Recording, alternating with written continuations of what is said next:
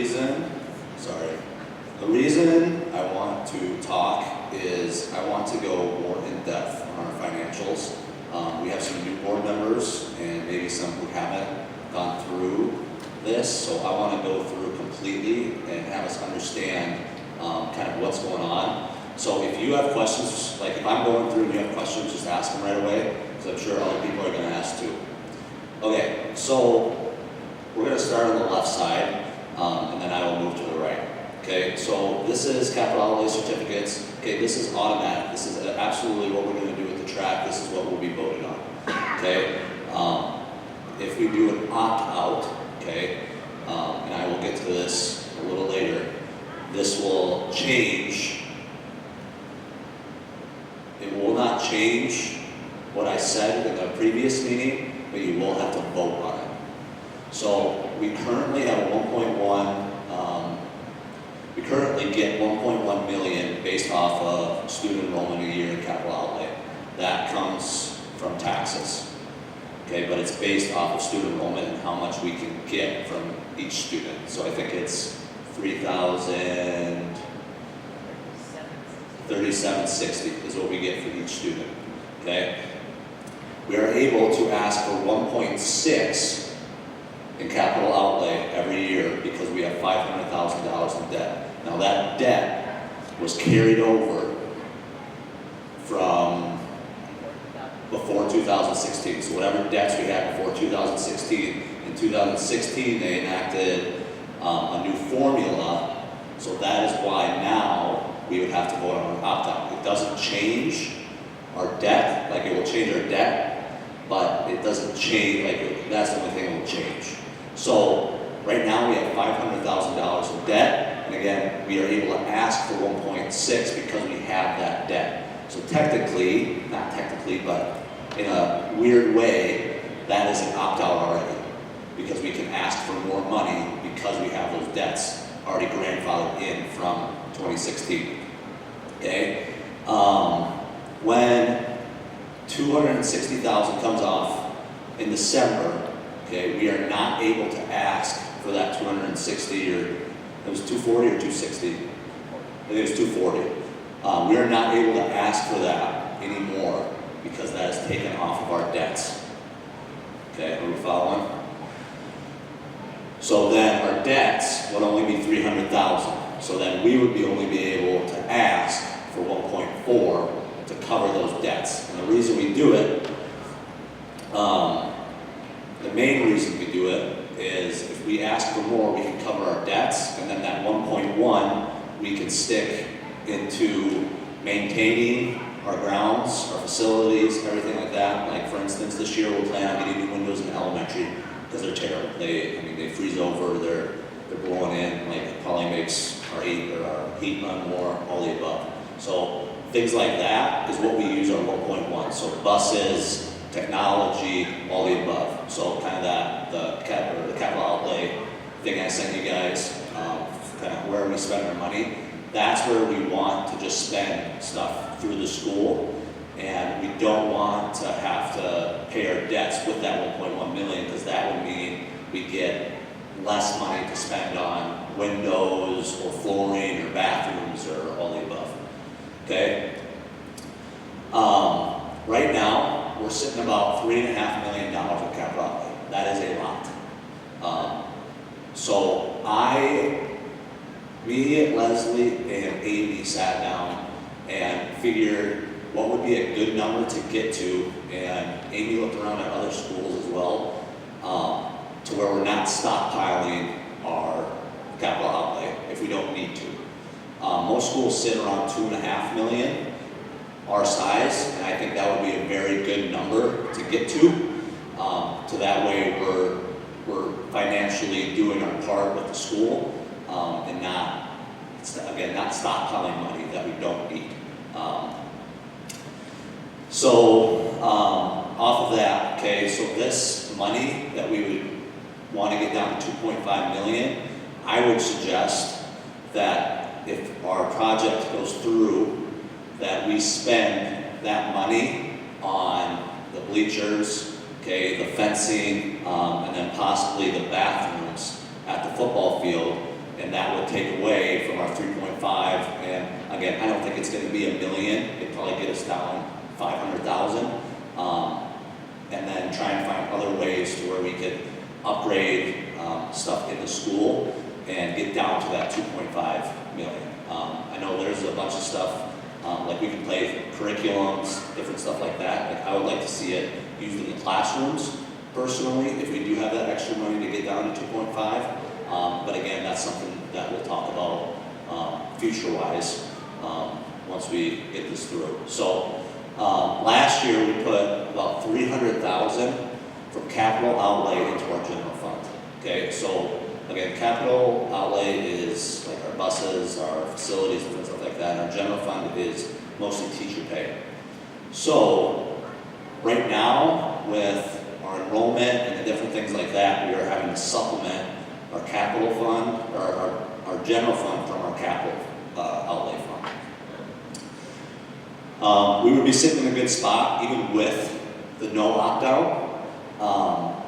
But say student enrollment drops 25 kids, we're looking at either having to get rid of staff, or we're going to have to look at doing an opt-out in the general fund. And again, most people do not want an opt-out in the general fund, or an opt-out at all, because as soon as you hear opt-out, everybody is, oh my gosh, here we go. So that would be with no opt-out. Any questions so far on that? You see the need to keep future continue having to supplement the general fund? Yes. Unless we get to, I mean, I don't even know a number. I can't tell you a student number right now. But unless we're sitting probably where we were 4 years ago at 370, and we keep the same amount of staff, which we wouldn't be able to because we'd have to add teachers, we're going to have to keep something. And now, right now, at 300, we're sitting really good. Right now. And I'm imagining next year we're going to be a little low in kindergarten, but the classes after that are going to be pretty huge, to where our enrollment should be 300 or above, I'm hoping. But I think the sweet spot right now is about 300 is what we're going to sit at. This 1.1 million that we get, Yes. assuming all things being equal, that our enrollment stays relative. Yeah. Of that 1.1 million that you get every year, how much of that can you expect to use? Provided there's no catastrophic events, nothing serious goes wrong, to where you could continue to surplus money is what I'd rather. So I think we figured like this year, budgeting wise, we're sitting around $1 million. And that would be with the window project. That would be if we have to get a new bus this year, everything like that, we'd be sitting around $1 million, so we'd have about 100,000 to work with. I don't know when would be the last time you touched 1.1? When's the last time you completely? Well, what has helped is that my ESSER funds have helped supplement that. So I probably spent that, but it didn't necessarily all come from taxes.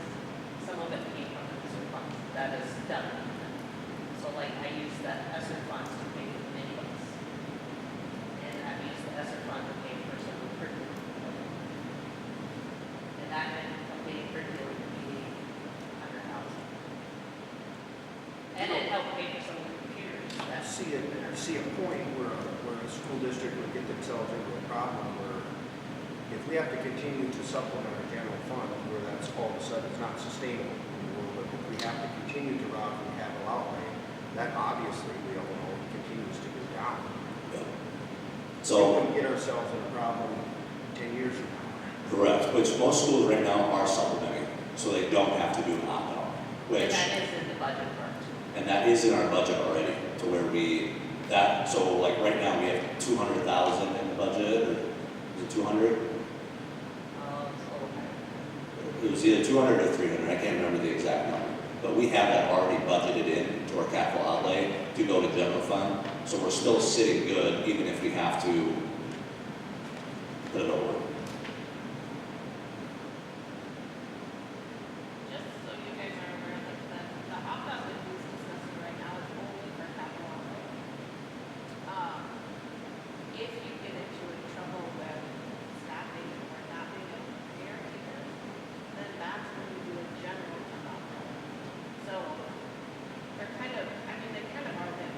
They are very different because, like, so for instance, so the the capital outlay, the taxes across the board, no matter how much land, how much whatever, it's completely the same. In general fund, it's different. It is, help me out on this, it's like based off of how much land you have and assets and values. Ag land, unoccupied land. Yeah, so then it's based on that, so actually so some people have to pay less and more when this one, the capital outlay is straight across the board. The changes in taxes come more from the general fund than the capital outlay. Well, Not necessarily. the general fund is basically set by the state, and along with special ed, basically. So like, if you don't ask for everything in general fund, that formula, then basically, you're just not getting that from fund, as the formula says. Capital outlay, then is, based on, it used to be, so a little history with the opt-out. So, I forget how many years ago, but I don't know if you guys remember, we used to have a $300,000 opt-out. So we did that opt-out because there was a sunset on capital outlay helping with the general fund. So we were gonna get ahead of the ballgame and we were going to supplement our general fund. Otherwise, nobody went for that and had to cut. Then, all of a sudden legislature decided there's no sunset on it and they broadened it. And now you can use 45% of your taxes to supplement your general fund. So then, that's why we let that one die. Once that 5 years or something died because there was no sunset. And so, we have it supplement. General fund supplement.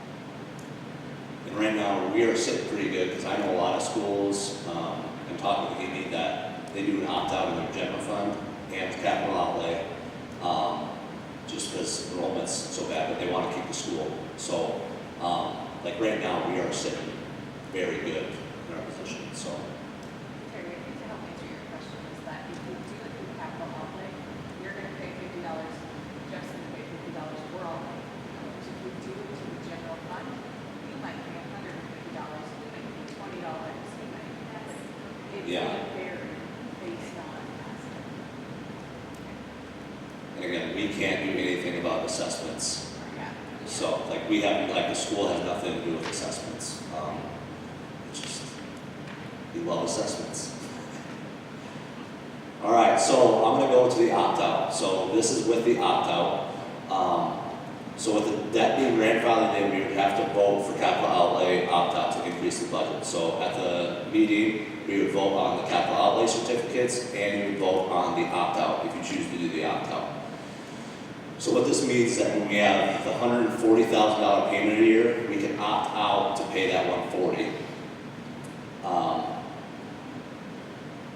And our debt still decreases that $100,000, and it still decreases that tax levy. So that does not change anything, even with the opt-out. So all those numbers that we had before, that's exactly what would happen if we had this opt-out in place. And so this, and again, this would make it so we wouldn't have to take money out of the 1.1 that we receive. And even if we vote yes, even if we vote yes on this opt-out for that $140,000, it does not mean we have to take that every year. It gives us the ability to where, say we have a really good year, say we budget for 1.1 and we only spend 900, well, then we don't need to do that the following year. And it's just a safety net to take more capital outlay money to pay those debts without sacrificing the 1.1, which again we use for upkeep for the school. And again, like the tax levy is still going to go down because our debt is going down. And then currently we're having to supplement the general fund with capital outlay, and the general fund is used for day-to-day, and we want to ensure to keep generating money in that fund because again, if we drop student enrollment, letting people go or having to do a general fund opt-out. I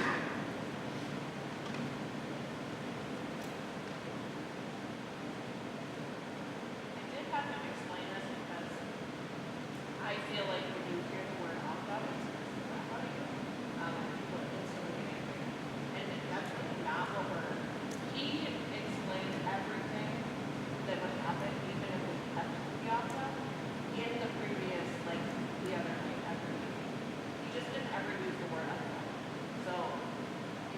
opt-out, your taxes will go down. The tax levy will go down, yep. But if you do not do the opt-out, your tax levy will go down 40. Yeah, is it 19? So it'll go down 19 with the opt-out, and without the opt-out, it'll go down 40. Roughly then, I mean, because like everyone knows valuations change. Yeah. You might not notice it as well years end, and I'll notice it more. But I think, like Amy explained it to me, so the opt-out goes for 20 years, correct? Yep. The first year you have to use it, but every year after that, you do not. So like Ryan said, if you do have a good year, then of course your taxes are gonna go down because that year will be less.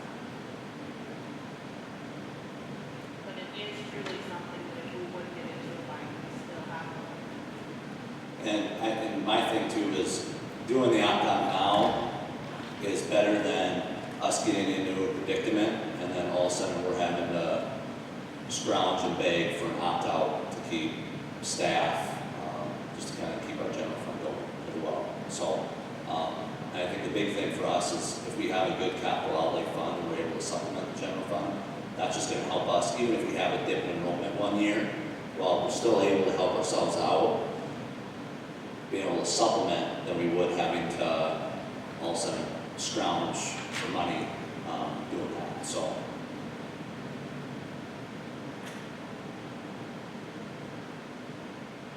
Amy's a really good resource. If you guys ever have any questions about the finances of the school, I'm gonna discuss it with her, but she doesn't. She doesn't know what we're going on right here, so.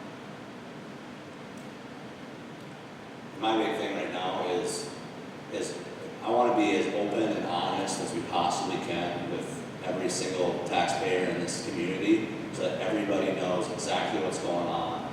It's the reason I had this meeting. And again, if we can be open and honest and people understand what we're doing, it makes decision making a lot easier. And everybody has the information, and it's an open door. People should know what we're spending our money on. Again, at the next board meeting, we'll talk about our capital outlay, 5-year plan, and I want people to understand what we are spending our money on, that we're not wasteful spending. We're trying to get the most money to better our kids as we possibly can. So,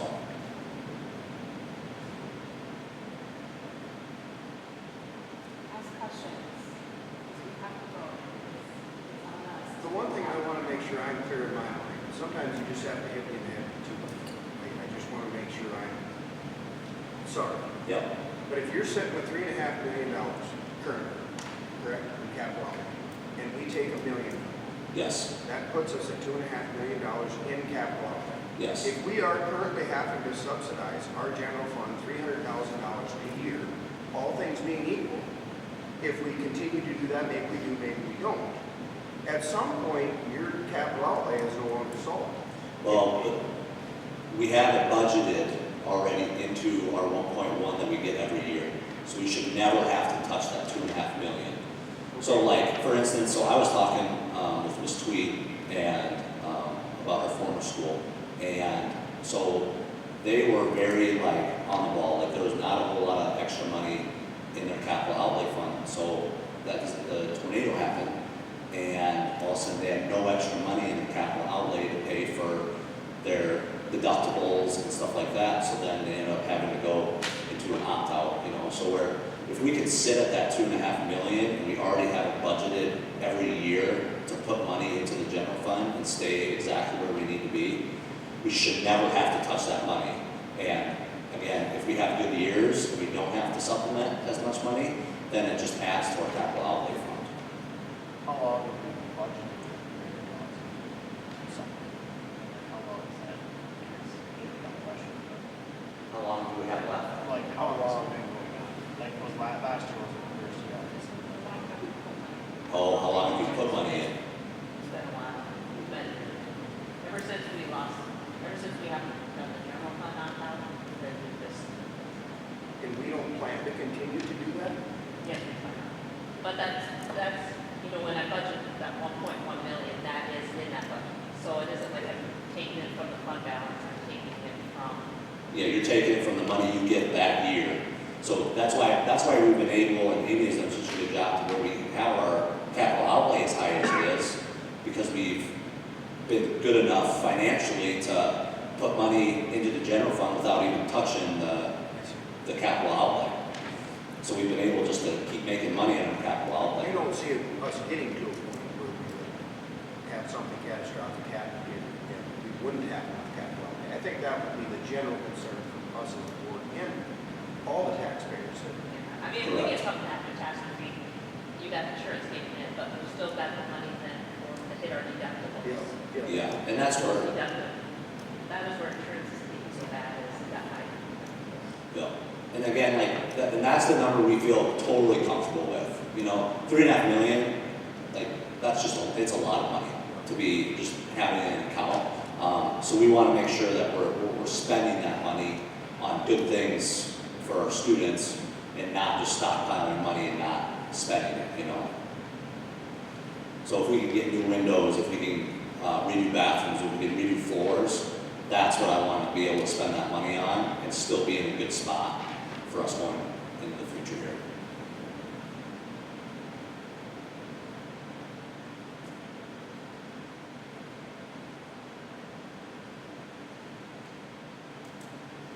Anything else? Any other questions? We do have until the 3rd. So if you guys have any questions, reach out to Andrew and I have discussed something definitely maybe. And Riley, so reach out to one of us or maybe, or, I mean, just to understand what's gonna happen on Monday. So what will happen on the 3rd is we will truly vote to either approve the project or approve it out. And then we will also need a motion to either do the opt-out or do not. So those two things will happen at that special meeting. So if you do not understand this, or you have, even if you think it's a silly question, believe me, I sat and asked me some pretty weird questions to make sure that I understood that whatever you guys have, so that we all are on the same page, we know what we're voting for Monday. I just want to make sure everybody knows what they're voting for.